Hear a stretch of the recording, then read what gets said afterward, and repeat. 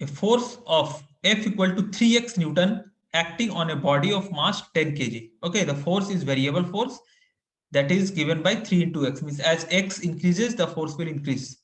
Is acting on a body of mass 10 kg along x-axis. It displaces it from x equal to 2 meter to x equal to 6 meter. The work done by the force is, okay. So there are 4 options given. So how do you calculate the work done? So for calculating the work done, first we write the force and mass value. Displacement is from x equal to 2 to x equal to 6.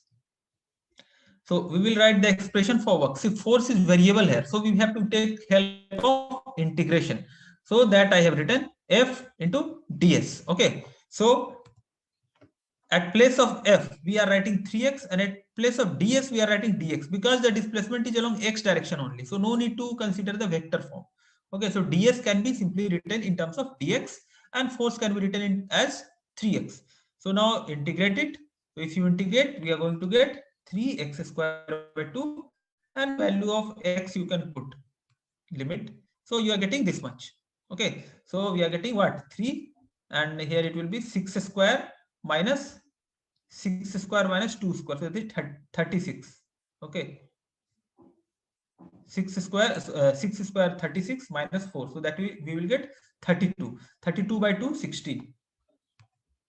Okay, so our answer will be 48 Joule. So in this way we can solve. So this kind of question we also did for spring. In case of spring also we were having similar expression, only minus sign was there at place of capital X, capital at place of plus sign here. Okay, we were having minus sign here.